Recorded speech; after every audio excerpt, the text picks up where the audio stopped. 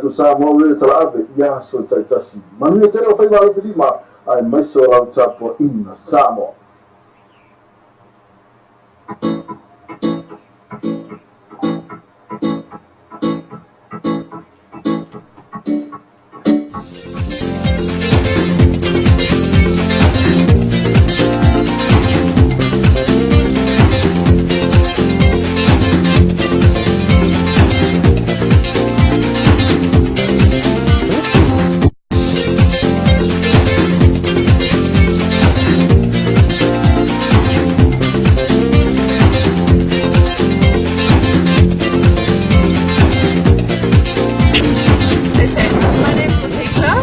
My name's Jack. We're from Australia, Brisbane in Queensland, and we've come over to Samoa on a service trip, volunteering. We've been doing a lot of rubbish cleanups, which is what we did today. So we did a cleanup from the clock tower to the park, which is where we are now. Yeah, and we find this issue very important because for me personally, I love my fishing and swimming and snorkeling, and you guys in Samoa have a beautiful reef system here. And we don't want this rubbish to go out and to injure turtles and fish like that. We want them to be around for our future generations. So it's very important to clean up your plastic rubbish, yeah. So we really, we can clean up the rubbish, but it's important for you guys to not litter the rubbish in the first place. So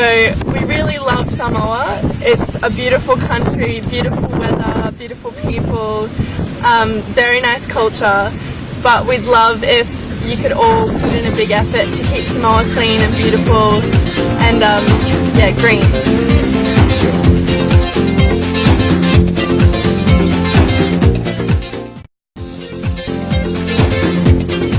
Inga matulanga manao mia mo le fao ina atu le elitisi ilo maota po le businesi. Ola tus, oi kia umar. Oma, koi ala elitisi. Oi na guano kon. Wai ala fai modi fai leiseng. Ifa pe fe kai wai so sisi nga mea. Ai, ko fai modi fai long leiseng ifa kanga la kula fong elitisi. Ka sa inga pe vik ka wen ka wikisi. Okay. O me fai pe vik. No payment, no power, brother. Mo nisi whamtalanga wala au mai leono lima lima o lima o leono lima lima whawhitu. Single-use plastic water bottles are a big waste problem in Samoa and for our planet. Do not throw away water bottles after drinking. Take it with you. Keep beautiful Samoa clean and plastic-free. Bring a water bottle when you come to watch the Samoa 2019 Pacific Games. Fresh clean water is free for all at all venues. Keep beautiful Samoa clean and plastic free.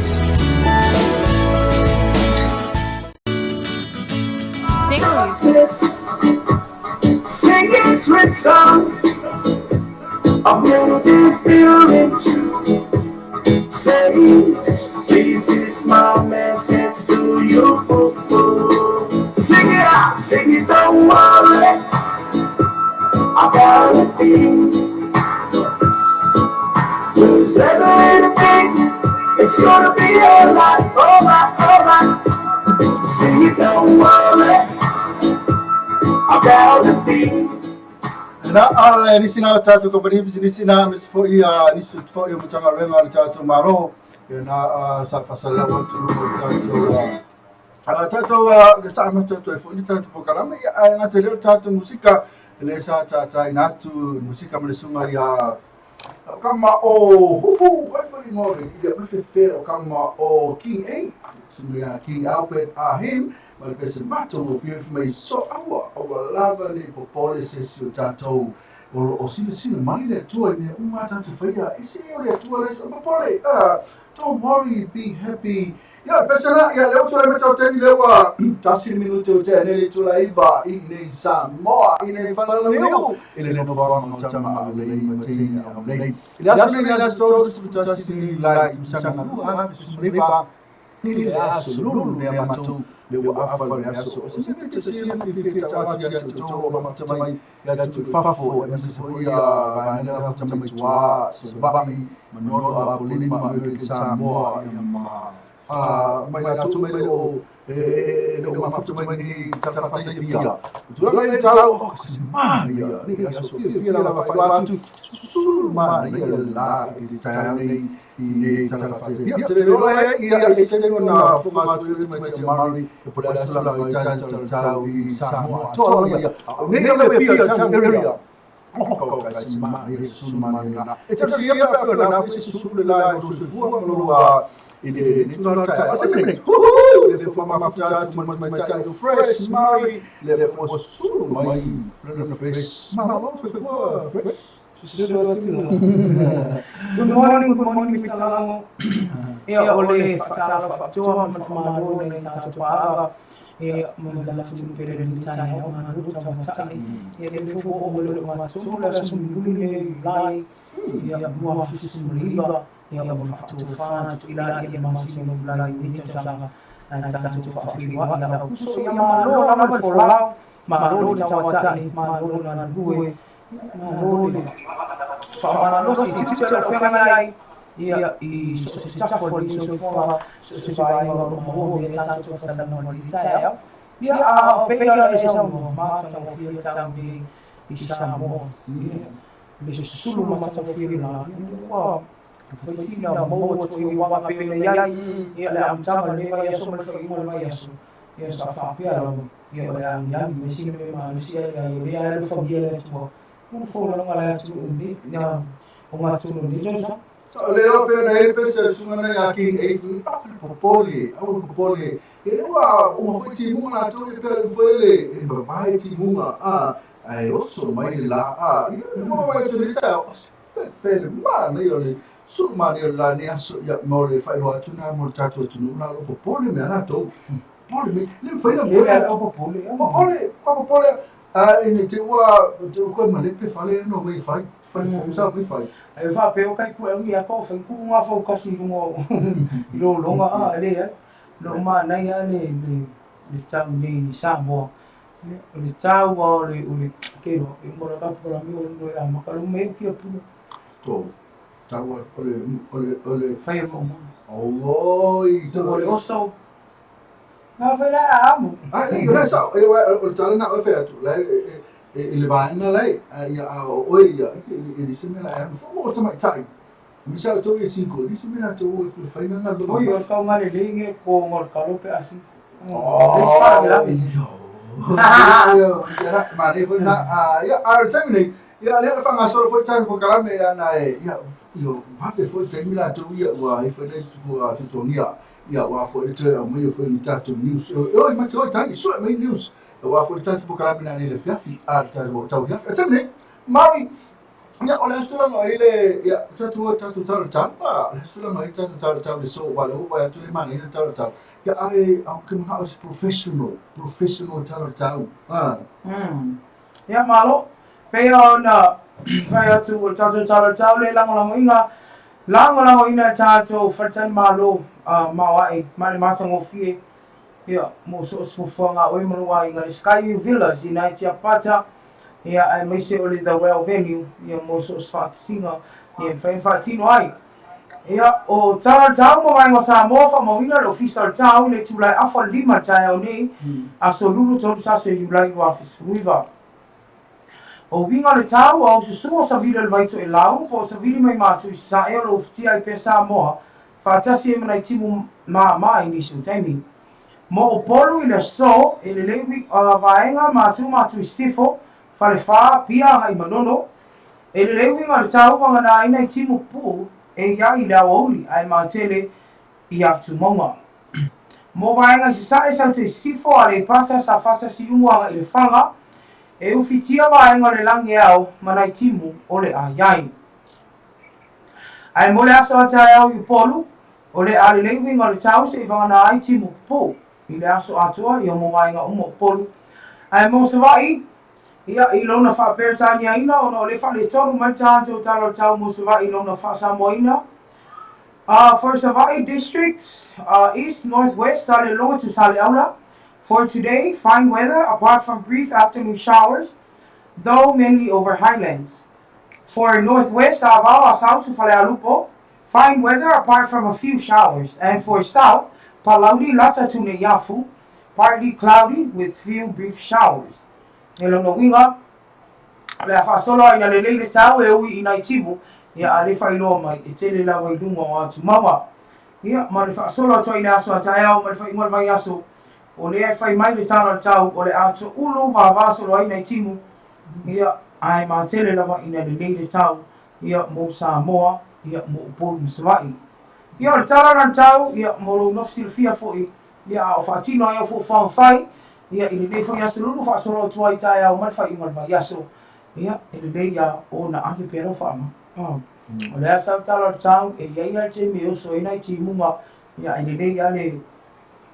le maua mo e oi banga au ia o e ta pena e se fa mo ina le anga fa tai tato Falitai Malo Skyview Villas e ai mai so the well venue fa talo fa tuai ia le falitua ia Marilyn Nansen Fong e ma puleng mo le finga venga ni taia. Ya malo ya nga tu lang le pa tu pe wa tu le se fa sa mo ta tu ta mai nai so vai ai ona di mana mo so vai fa sa mo oi ai so vai ang e ula se si na wa e me le e man na o e va tu mai ai na wa fa sa mo foi ia mo lo si fia foi ia o anga ta o tato le ia le fai o fofo anga ai fa mo pe le ni tio ia mission television ba no pe no ia wa le si le ai le ai ya ai no o me wa ia kwa makanga fe le fa pe la la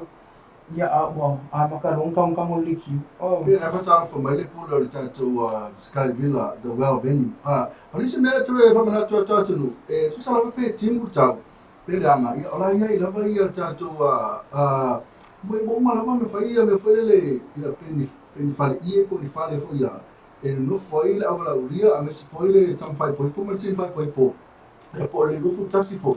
o ia i lava e me fai tu sala pe timu ia e na tato pe me le fa me some will be on ia pe la foi la tato wa ben e na tato le ai o to ben ia ia pe fa mai ai o la ko inga ka wi ia a wole e po polo o mo tu mo vai ngo ta pe ina ia e tato Skyview Villas a mission the well venue ai te tali tonu ia pe ai tanga ia la to pe ngat fai lang o le telefoni o le vai ngo ia o au nanga te itasi fa yo ne mo ina ia mali tau fa ngli lo tu mo e so so ani lo pakit o li singa vai ngai sili on mana ia te wa vi e sto i le am lo se li nai fa va ia wa la va fa singa na o fu e mo tu la ne ia tu fa wi ni ngali e fa ina li te wa venu ai te alumna ia fa na te ma fo pena pita ma so sa lo i le alu fa ta si a fe ngal te wa venu o mo ti no ala va me ke o nai tu fa ma sia mai ya o ma ia le fa me ponga ia tala yo wa a fa so pe fa isi me pi fa ni ka mo ke ni ka o fa ke ta o ma o le me ta o a fa ka fa pe pong ale me wa fa mai fa o ma fo ya oi la vai ni o nai tu ma fo fa o te ma no po ti nai tu pe o ka fa sa o ko jo ngai fa po po isi va o ile le po le mo lunga po le mo malu po le loto po le tele o te tadi na o ai mo lunga me le fa it's not a man romantic kalau mo me ka romantic ya es fa sa mo lo po romantic okay no ai o te lo si me fa le ese le man me yo fa le pe sa ma le pu le o le sa me ya Roma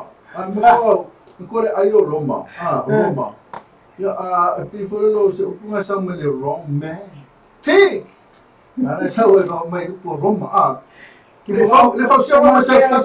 e mama o ke ka ua ku fa sa ele fa sia mo sa se fa sia yo no ma ta si se romantic le se fa me yo si ka ma tu te le na o na wa yo o ya no fo ina mo me le fa mo na velo we va ila o ya o ka ya ma le tele tu lang le ya a le tato a me se la to va venue velo le no fo mo na velo fe so ya a Roma ya ora tu lang nei lo fu tasi foi tasi na me ese ma re tasi o le fo fa ngalo fu kasi nga okay po fai fatto sedi ya ka ko lo ko Yang akakol fio kafitas pen man pumulok ke fuere.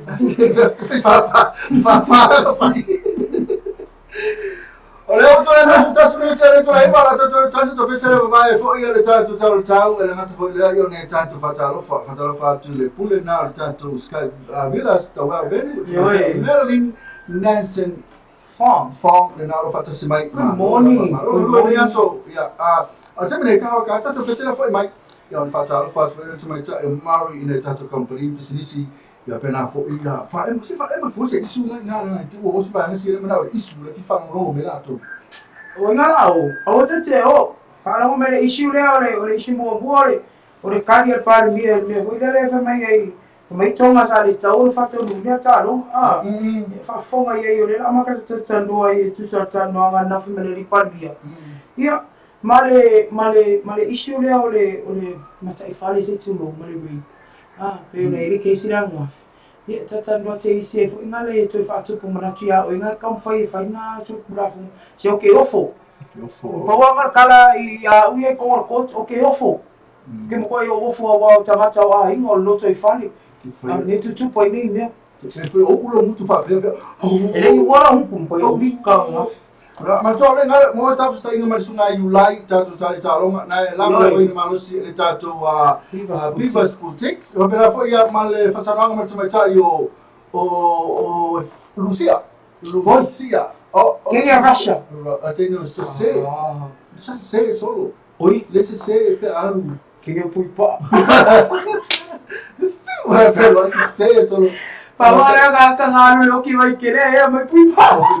Mata Lucia foi ono ya a folle tato onanga tato ke fela temano e promotional vai na fe me una lu fatta sila to mole Fesco ya na mo fa tana me Lucia ya temene ila ka wa tasu bes te lo ko ai mo mai ya ono tu ma se mari na fatta na ina asi o mai ya ko kiki na vai ni ma lo tu ba tu ni fatta si mai pola esa ako pola Mas pensa foi mai kako car scoot, car scoot na PCI, la moelle PCI feso. Ya ko ya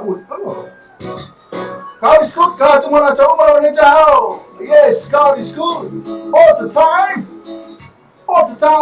Car scoot. Hey.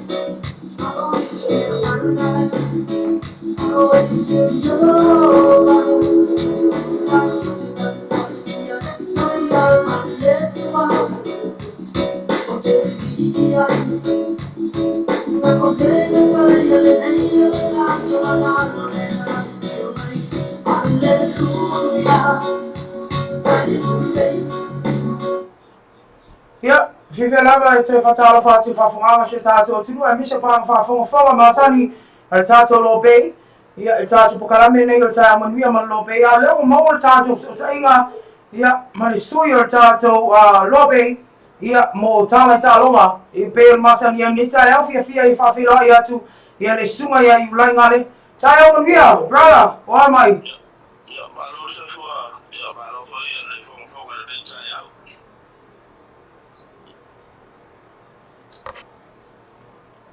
Ia.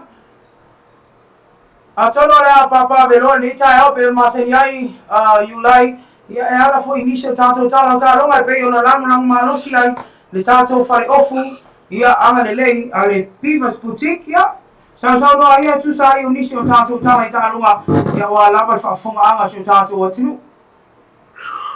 Toi whaataro whātua le tai au pa anga whaafonga umana no pei Global Network. E mata I Samoa nei.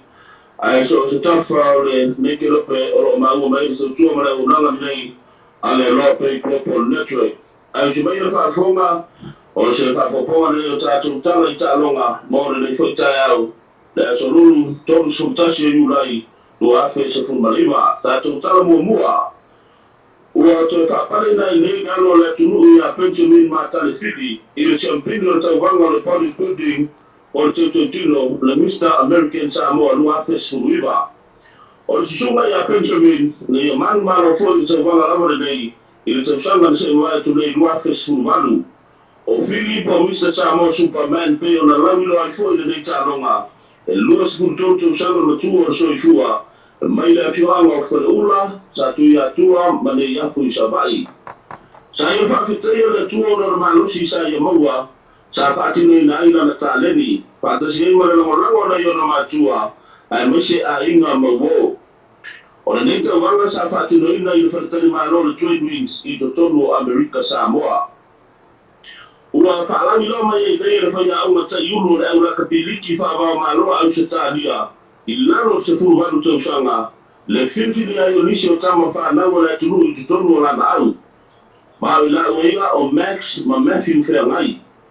O lata maa o fia popo whea ngai mai whasito uta ma mata utu tai a pia. Ma le tina o rosa si mati whea ngai mai whasito uta lava ma le unu boenga.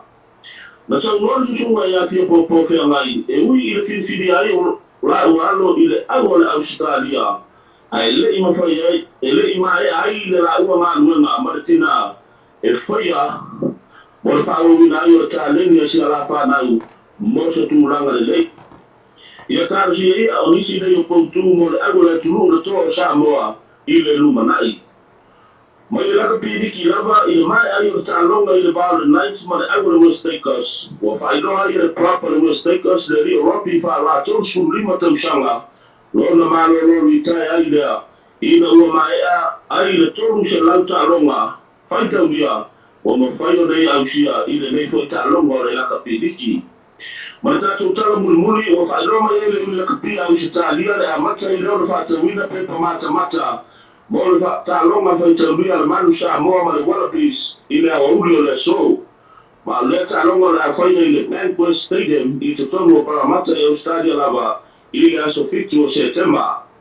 Ma le tālonga whaiu le Australia o le awhaia I te tonu o na lauwhanua. Au le tu atu mo le ipora o rangi, le kalimano ai a pani le tausanga lua afe se furuiva. Ia o nisi nao tātou tala I tālonga mo whai o tu whaatisia mai unatu, o alawa le whaafonga mai, o no rango marosi mai le tātou kampania mai le Beavers Boutique. Ia I le neita e au, e manu te reina, ia tiute mo whai o la vi tai tu mai pe tele sio tātou tunu le neita e au. La vero te Moses fa poponga tātou tala I tālonga I le tai au, ai mo te minei, fa soifua ia. Ia, malo lava, Julai, ia wafoi longo ina tātou atinu o ala, ia inisio tālonga, ia whaaftaitele lava, ia mo le update, ia I le nei tai au, ia manu tere ina tiute mwhaigalo whenga ia I malausunga, tātou wheroa I staimi, ia whamuria le tua nei aso fa soifua ia. Ia nau whaafonga le mamalo se tātou atinu, ia I miso pa ang whaafonga Loa Bay Global Networks, ia I le update o tātou tala I tālonga, ia e pei o na fongaina le sunga ia iula ngale ia o le sui fo ia tātou ala leo ia po le tio ia o loo ia tu ina mai pea ia nisi o tala ta anunga wā lava ia le sila fia le mano le atunu ia toi mori e nganga le whaatai ia le whalitua ia Maria Piva ia a mese o le pulenga mle o whinga le venga anga le lei ia ono lango ina ia o tala i tāloa a ole nei tula ia e whamawina le nganga le whaatai na ia tātou Pisilism Company ia stem fe o numa mosa tata noanga se tasi ia o whalitua foi o se tasi o tātou whalenga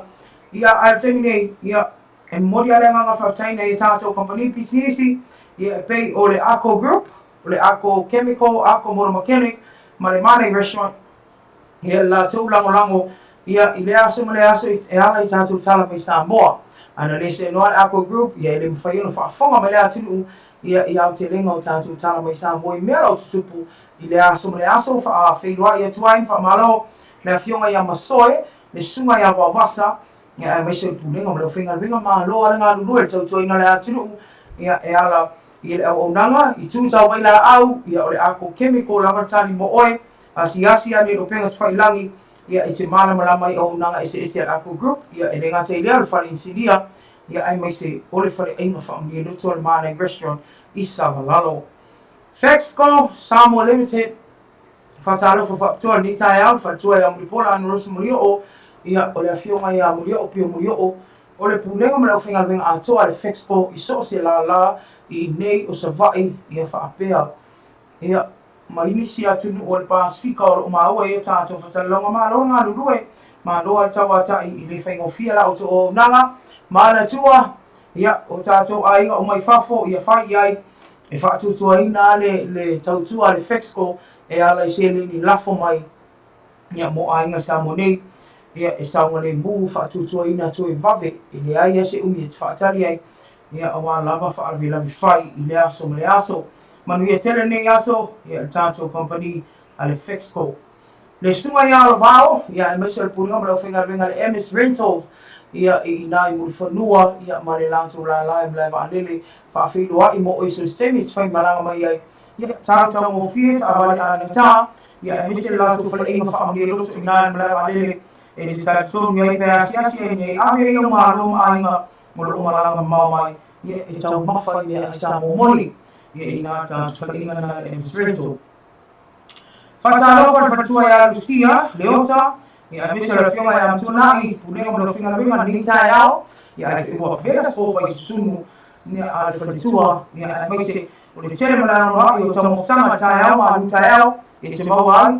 ia o le sua reisa, popo a reisa, o mea ai, e soifua malo ina walu soifua, ia i le aso le aso, ia le ngata ai o tamofutanga le auri, so o tamofutanga i te mau te awhi la aturano, ia stemi fu ina maole sota inga ma le whatua ia Lucia, ia ni tae au ia inisio whaalau iloa, ia e misia le lafu inga pa anga ma le Fexco Samoa Limited, e pei o na tuwhaasia ua wale malu le atunu. Whatala whaatusunga ia Nathan Wilson, nei tae au, good morning Nathan, ia misia le fionga ia Tangaloa, ma le whatua ia Carol, ma le tātou company maalosi le Wilex Samoa Limited, ma le tua le Wilex, e te mau aiso o se o loa tau sukalaki e whawaina ia koko Samoa, whaingoino le kokoloa, ia ai mai se o le lato nonu juice.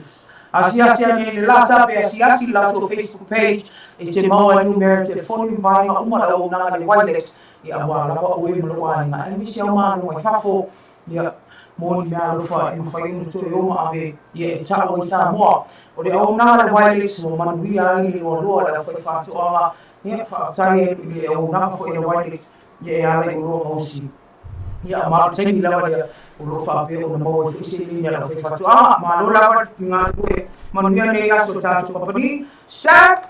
ia o le tawa fia o leo tue whaowina tātou sale o le Flash, a leo whaingoa ino le Flash sale. E le tue whaingoa ino le Flash Friday, o na leo fuafua le sa pe nua aso mai aso ni aso whalaini ma le aso nai, le a whaatino ai le tātou Flash sale. A wara ni MBC-a, sau mea alofa o tamaa, ia e latoa whakatoa mai aso asau, ia e le lia whaatau o na tuula ia e tuulo na lima, ia e fai sumalia sele manana o lo sa e te fili mai so se la man tua tato se o le le ka tato mengi tonga fo fatino i la uma sa se i va na i la e vase a o se vai ia o polo atu ni yona la se o fatino ia le tato flash sale fatalo fatwai da fianga to flafiti ia mai se pulenga mo la fianga ni tae ma lo le sua i ngā ma lo tau tu ngara tu manuia ne yaso i le tato company le fianga le tamoa ia sufali ia pulenga mo la fianga o woni ngalu ia te oi a foi na tau ma fo se fante ma lo na tau la e ave ai la ma ia e fa na lo fa ia sa tu ma ia woni ngalu asi mo tonga hotel ia o tali ana mo oi ia mo tau ia le ngate leo nei ma lo mai fafo ia ma inga lo asi mai ia oi na ia le tali mo oi ala i sosoani i la se le no ia le ngate leo ta vale tongi mo oi ta vale tongi mo tonga complex ia e se o lan o nanga le tu tau mea fale e te tali tonu mai maofai pa e asi e funga nei i le lato company ia pe asi lato Facebook page ia o jai mo fa mo nanga ia manuia ne aso i le tato mo tonga le pulero ta fa mo mai fafo la fio e fa tuai ia e se o suma ia so le pulero mo la finga vinga ma lo na due ia e tele po kala mi fa la loa ina ia a batu ai pele lato moto tau ave beautiful Samoa po Samoa la ili ina ia mau be ma fo tata e te tau una mama Samoa te miuma o le afo ia io le una ia le ofisa tu visi tato nga ngue fa tasi la tu ngue ina ia uli masao te tele po lo ke ti fai ia ale tato STA be un yai ia le tato Sky Villas le lam o tu tato tau fatoi fatalo fatoi da fiuma fatoi ia Marilyn Farm ia bese pulenga mo la finga ringa ma lua na due ma lu sai ia le tatu ina ia mo ma la tu mo lo tu la tu tato fatoi ma lo ma to fi ia bese tato the well-being ma ia ni yaso ia o le pulenga ma si anta o tise fatalo fatoi ia la fiuma ia to mata ia le pulenga mo la finga ringa ma lua na tawa tato to ina Samoa e ala ina e mautinoa o lo le o na tau e tise o lo tama le atu ma mi te la atu te fai ko fe ai ma tatu pulega ia i le aso ia mi san tama bi ko puna o fa ina tura ma se fi o ma tata no lo puna o fa ina tura ia o se ko si o ta o wa o tama le so se atu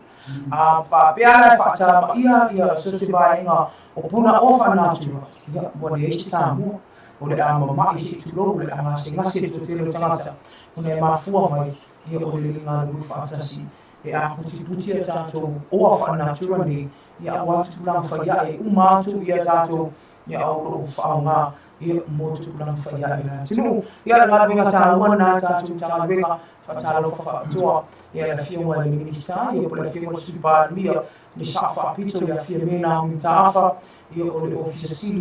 ia e mese pule ngamo la fina binga le matanga nga atua ma lo nga luwe ma ia tu fa ko ni aso ia o nisi na tato kapani pisisi le whaaloina le Pivas Boutique le lau au tu o tato tala i taloa e pe o tapina ina mai foi e le tomani e ulangale ia avatu e whaamaronga le whaatai ia e whatu e Maria pulenga o la whingala winga manuia ia le nei aso i tele pia ni whaatau ia o la e mata mo fia o tino o lo mu pula tasi au le le ai o i malo ainga asi ina tongafo fon tau fusi pe asi Facebook page e te mana lama io nisi na tato kompetisi sinisi ni tango ia pe o nei ni tai malo ia nisi leo la to ma futa mai fatalo fa Jesio Collins allora non lo vedo so pa mi pe tua sis mari ma lo la sai ia le futa fa mai su mai Jesio Collins ko ina ma hava o le mo mai dai la makama ko la to ma lo su mai Jesio Collins but anyway me sile mo mai ala fa le sis mari mo mai ia me be ala Samoa da lo Jesio Collins mo comment mai be ala Samoa se chiare le proclame sis fa la mo update o sis kong lang ya sio kong lang mai tu Sio. Mr. Nao sio Sio le ma futi mai sia. o besini nga mo yero suma ma lo fisto ma yele fa tala ele na tala ya sio pa pe to te la to yele kong mai ya lo o mai to le mai mo mai fa fitare ya pa ya mo te ni no fa to ta tu sa mo ti talasi sa mo te lave lo mo te lo lava lo sa po fe la tu na te ma futa mai ya wala tu ma futa mai no ta tu si mo le app fa tala fa te to kana fu mo ta to website le www.lopaytvradionews.com ya masalah ta bisa ya foi mai mo fa ta ma le ti mai ta o Lucia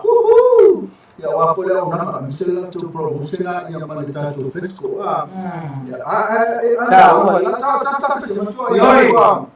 Kalau dua yang berbeza, ia macam kalau popo, asio kalau itu ada macam mana mereka dengan maluan, boy. Ya dia, ia on, fai malu saya. Kita tu boleh macam tu kalau ini saya orang dia belum be.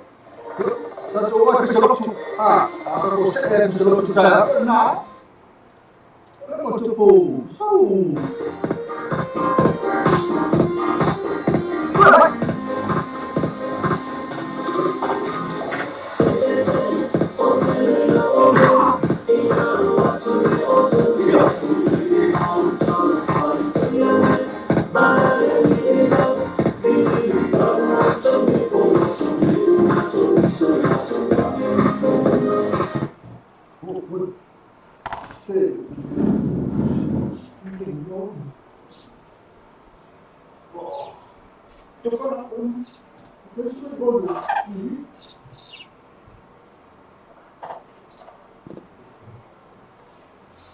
Ya,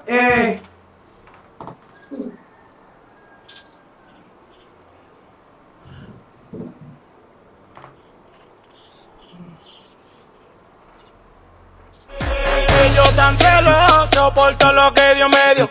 A las mujeres de ellos, mira como yo le doy. La pongo así, le camino así, yo le bajo así, me la como así. Así, así, así, así, así. Ahora vale.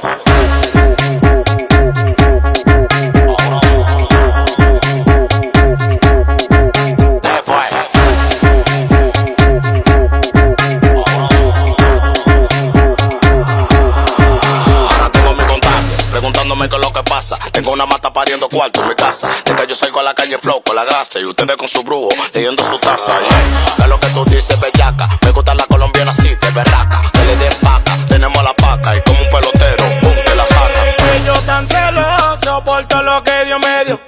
A las mujeres de ellos, mira como yo le doy. La pongo así, le camino así, yo le bajo así, me la como así. Así, así, así, así, así. Ahora vale.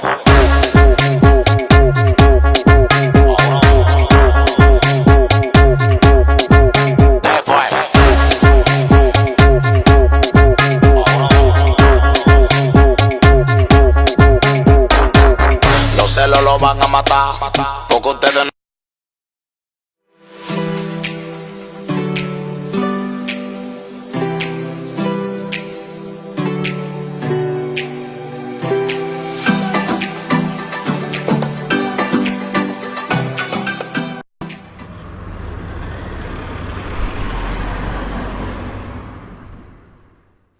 Let's Marvin Gaye and get it on.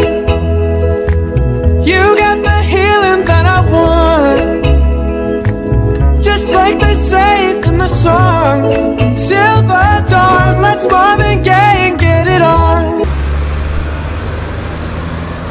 Don't keep your secrets to yourself. It's Kama Sutra.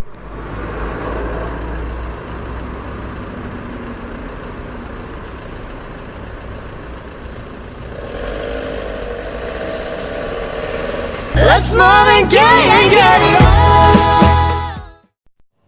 Welcome to Skyview Villas Team New Wear and Team Lucadoni. Le ako Ako moto mechanic ki vai tele fa sanga i malano fo nga tuai le ya saki o se au nanga fa pitoe sili ona le leimolo sa le quick service mo ta vale light vehicles e mawhai ona sui na le fa mama swau ato le afi o iai foi le mato o nanga fa pitoa o le panel beating ma le respray painting mo so se vai nga toe fia fa le leo le tino lau ta vale a fia mai nei loa pe vala au mai le numera ona o tasi iwa fa ono po le fitu tasi fitu ono fa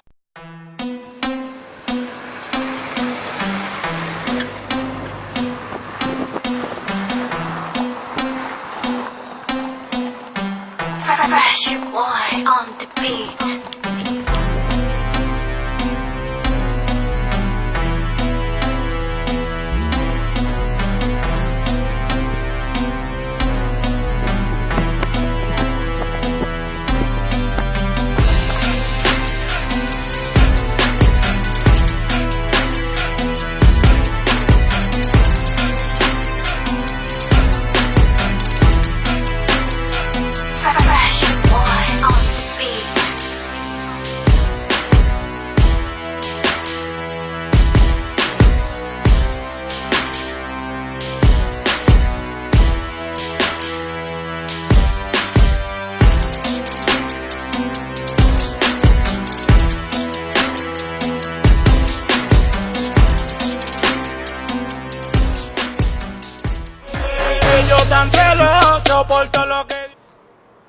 Ya, fifela ka fatala fatu netu la chaya I tato pa anga. Ya mise la to uma ima wo mai le tato pa kala mele chaya mon bia mon lobe. A netu la fifela ka fa ilo ato. O le mo so ta inga ma fatua ya rusia le ota. Ya o le pule le tato fle inga. Mata o fie fle inga. Ya marosi ya wa we mau maro. Tala fo rusia ni chaya wa mai. Ya, rana no fora shora mai ya o le rana la vecina de la Marina Nacional hashtag. Ya. Ono na foi no foi olo lo fio nga tu sai o tiute. Yo wa la ta tu ai no la tu no ya fonga ta mafa. Ya se mo isa no ta to fa lo mata mo fie. E pe foi el mata ta no ai mo fia ba. Ya le a ua fu ai ma le company le al Fexco. Fa ya e fa mam lama wa fa funga nga le tu. Australia no mai o jamu mai ia o tafu whanangana mai ai na awata mai na tena mina hina a tena rea su unai e whainina mai da stuta se te hina o te whanangana e te sia mai me stu mai te tani tena ratanano o na nawainia mai o na tupa mai ne te antare racha por whaketania it's a awa e Fexco le number one currency e loa e te whanirinu gan se deni le tāngata mua la e se deni mea ngara tunu e se ngā le rei te rati a oi me le tānga e ane kara tāng tuni o mea e te tausari no e rauta no e whama ngā lera mo oika e snuske nene lako ko I whanamo le mama o e tunu umau Sabia que foi se pede lá tu a nossa lewa a tata na stata na eu estou falando né não sei lá lá eu não sabia é que não não lá sobre eu só sabia de tudo isso olha isso eu suma ia ma lo tai Lucia ia atu no le manino malama foi ia tu ai mise pa anga ia fa ia ale lope ia ni taiao Ya ai mo ne cha yao se sao no ya pule ha foi se malu cha yao na usa pina ina cha to fle en malus. Okay. Y el trabajo de estudiar menú por transformación natural o natural la como vida sea hasta que formación de hay pensando en la salmona la hay hasta que se conferencia polisi ya ole Copai, começou o Copai, foi um meio de se tivesse posto depois, eu me engano, uma era o Lúcia que vai na nossa família, ele foi ela já pensou Lúcia na série vai na essa família já vai na família, ele trouxe, então não tão filho na mesma lá, a tão filho ham and cheese na koi na tomate, tuna and cheese na koi fo e maratukama, o le Samoa, o sisi, o la isi suma na o lasine to na o mātou ki tuka to sia mo oi aipos. Ia, e whaia na te wani na whai fusili mo rasa po na nei tarasa. Ia, la mātou a nua na vāru o tōna rasa ni na tōna na a whastai. Malo asa noa Lucia, ia e neta e o whawhawhanga tātou tunu, ia a wā tātou, ia a le tamoftanga, ia e le whi whakino ngā tūtem whi wale aso, ia nau whawhonga, ia inisi o tamoftanga pe o taunoa, ia la whionga whatua ia Lucia. Ia e mga na isi si maenga e te whia whamanatu, Lucia o le whamai a tātanuanga, ia le o nanga tātou whare. Ia, o te mea o tātou mea na whanu nanga. Bueno, para eso vamos a hacer para ella. Hoy necesitamos o sea, si siempre falar un día de para por y esto la mandamos. Ya, está todo. Y bueno, está todo bueno, ya está muy bien. Acá se le va ya. Y la que da amor, para ir da marca, da amor, se da amor. Y ahora Jesús se va a ver y yo pensaba que era una y para ayudar a mi ya. Agora me la ona musi esa kono maso keita. Ai si na la uia ni se ona, ai no maso kai ora ya. E sai no maso keita i tu kai ta si poia i sai poco ia tamaia e si semana se ai. Ya pode sai o plecha paparia a mano net, mana o kai no maso ya. Agora se tá mostrando sai o seu. Pero mira que el barrio que hasta el país no se puede estar ahí, eso no es como pensar en y el país no me va a pasar nada arriba. Ahora me llamo, y si no se va a pasar, y no me sale no más que está por oír las special program y tengo que el país no sale más que un piso, y cada hora está saliendo así no se ve nada. El país viene sin piso nada, me vino more. So si no fai por una vez más como o capocama y la linda está y eso una discusión está la capacidad de la falta de que muy falta por una eso la maría algo no dice algo de su barca para cambiar la misión la era la segunda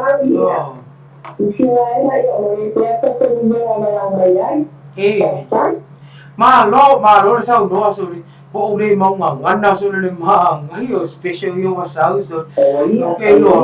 Okay lo ya ule afatu mudia ina tato flenga ya wala wali tendo special ya mission na itama ya wala tama ina so tama la fudi tinapa la uspoyo na itama ina tato cafe la Toronto ya moni atu la mga famtai ya fam no ina lo temi o e whatua ia wā lava ia whaamanatu ia e ala tautua tātou wharenga ia a o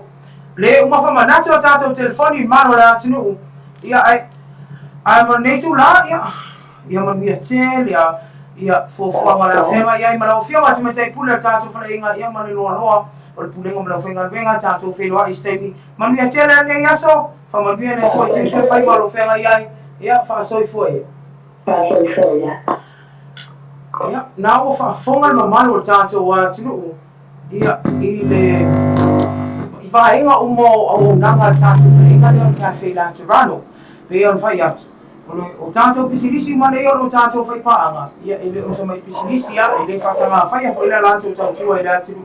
e nā pe ona i le whaatatanuanga na ia malwhatua i a Lucia leota i tātou whaenga i nā i tau fusi e au ta whatonu al Fexco a wafi tau tonu fo ia ma le whai o le lātou a whaptua lea whaingapa anga lea ia ma le tātou Fexco Samoa Limited ia wane ngalo a whai e te tau mawhai ia e mwhai ona e whisili ia mo sau voucher ia e pei o na sau noa i wharitua ia Lucia ia a ole nei tu langi o te iloa ia ole a matata noa tu fo ina issues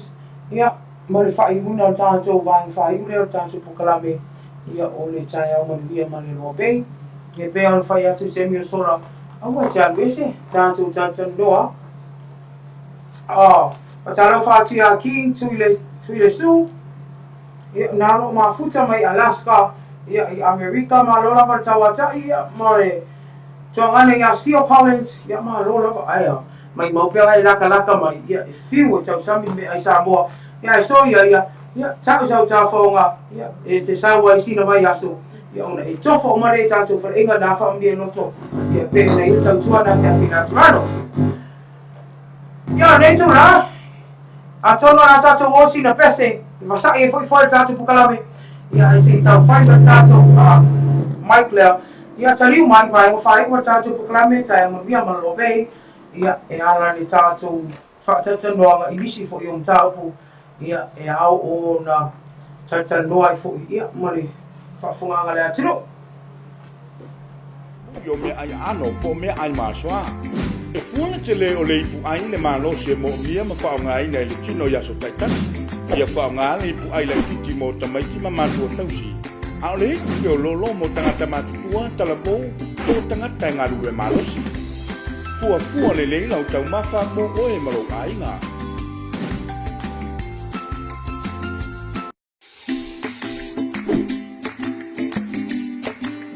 o le whaonga o le ai o se awala e mawhai o na fua le iai lau mea tau mawha. Mai wae ngai tonu o mea ai ia awha le ipu i fuala au aina o le isi vaenga o mea ai whātuk tino. Ma le vaenga mui o mea ai ano po mea ai māsoa. E fuana te le o le ipu ai le mālo se mo mia ma whaonga ai nei le tino yaso taitani. Ia whaonga le ipu ai le titi mo tamaiki ma mātua tausi. A o le ipu o lolo mo tangata mātutua talabou o tangata e ngaru e mālosi. Fua le lau tau mawha mo oe maro ainga.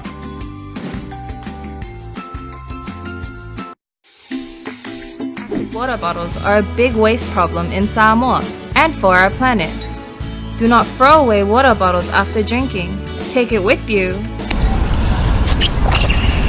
Keep beautiful Samoa clean and plastic free. Bring a water bottle when you come to watch the Samoa 2019 Pacific Games.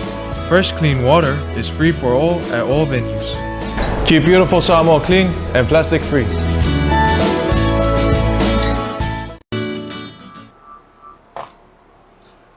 Ia nisi na tara ko mani pisilisi na pe ole fa mai ai ia ai nga twele ia na fo mai ai spata noanga ia mane fioma ia a por le futura opportunity pure foi o tanto che fe la trano te ia Lucia a leota e pe ole fa mai o temi nei ia leo tu la mai tu sputas minuti on tare le tu as follow ia a misalo la tao tu lo mari misalo ia la tao lo tapo kamena ole fata no ino isu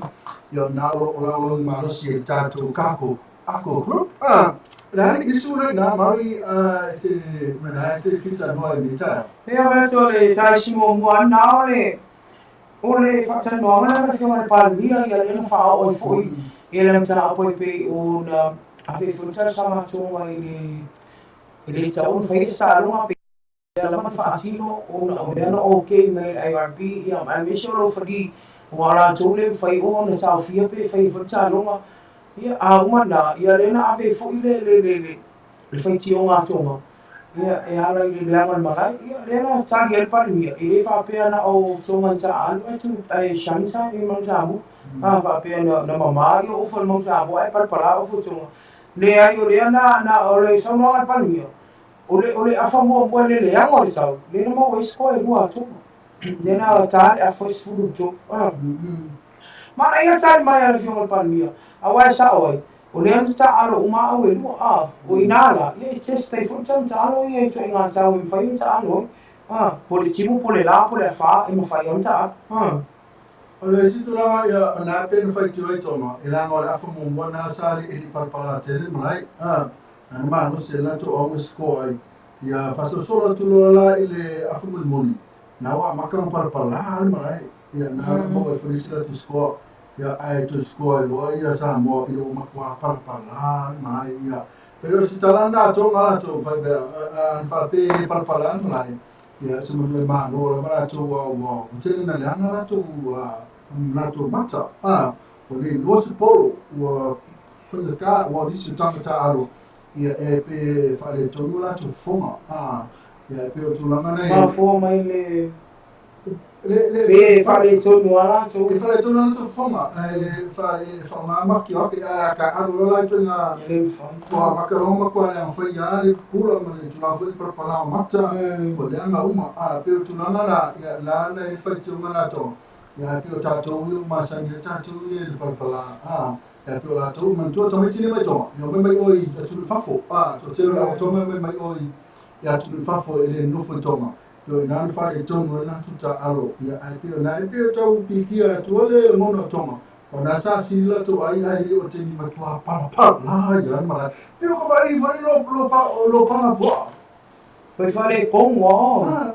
yo o ka vai lo vai o pe ora kwa kongo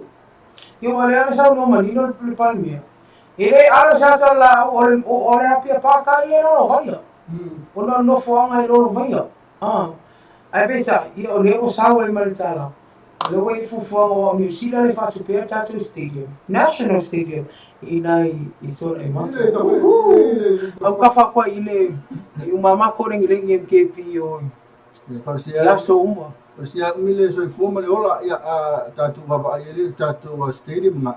ya ayo tulanga na ya tonga mako ale fia tonga soli ya pe sa tonga o fix ta longa sa kau ngako o le faia ko a fai disi aso so nga fua po le so lua pe fai fo I sui mai malisi do papa ya ai ta kau nga fiska no ya wa la vai le chawa yo o I foi malisi do topa e mo I le palpala ai a one tere timu pe ya le charu swimming pool e lo vai ya so I tringa chawa fa pene I sa o sa chawa ona tu pe le ya pui ya nai lo tau tong fitia foi ine I te mo I tama ta alo ya afia ai pe la ine sa uno e tama ta alo fa ni tunu va ai ia wala ke le la ve ai ai pa un fa sa ile tu lo mai a tu le ta lo man via tong fengal mam sa mo ta puai ma lo si wai le fengo fiel ta lo man sa mo la tona ine fiti ina suva le la po ma a wa me biko po kama ia kau sia fire Tattoo o le americana aso la le po vai le agua americana musi para kapinge ya ya agora pole o ke no ma lo ya tamo ya ai tu I mo le tu tong finga ina e mo ma ma fu como le america o le fia la to lo talo le ai o le fia velo como si o ma king le ai o kama e agua le blue se na vai te toma ya o le lo po mansa mo le po le o so mai ge o bubuli uma o le lo la to to tama po sta mai o ya fere kula kama mo mai e ga la I do la kambo la koi fa pela ko passe ko po le passe ko se la to tama e passe ko mansa mo ko so mo to ninga alo fanga o mai nunga fa ya ina ti nga me ari ori Tattoo issue mar ori Tattoo issue pe al fa ya tu Tattoo story nga nga break up na fi ile tu la ngala ile tu va ia fo io le so tu la fo no ale se tu lo fo mo ngala tu ia le incest a fa sa mo ia na usi le fia ia o le mata I fale se tu ia o le case la o le sumare ani usi lo le fata dia soli ke ra me o ke ia o ka sa mo ka mo e manga nga o liko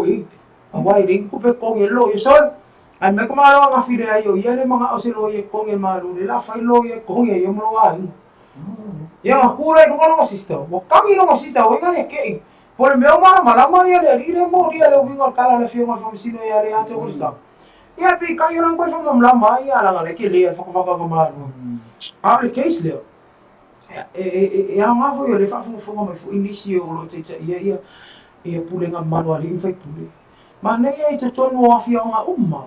ai fa lawa lunga se fa salanga sili ona le yanga e la mona ia tanga tele fatino ina e mi sei tono lo to fani tu puoi tono lo to fani pe la le case le fa telia ia pe yo e pe le ai ile rile ia le tangi le tinao tentiti le suta sanga le matua ia is furu ro te sanga ni tenti tau sanga vai le fatino ile rile fai nga ai nga fai fa malosi I le tentiti le o lona lawa kaze polo ni tau songa ia se tu loa fa funga la tu mama kua I ki nga ia wa maka I fili de e mo ia kakara mua ia I piu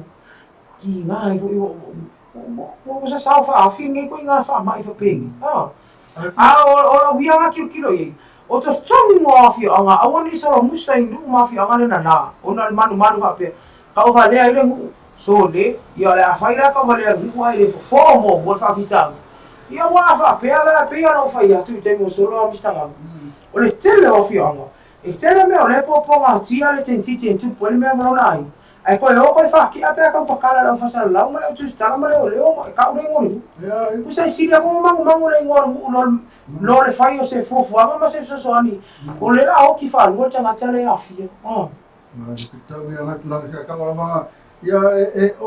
so bisile ko la pe fito sango le diga le lo usino le dire fa su mon tu usino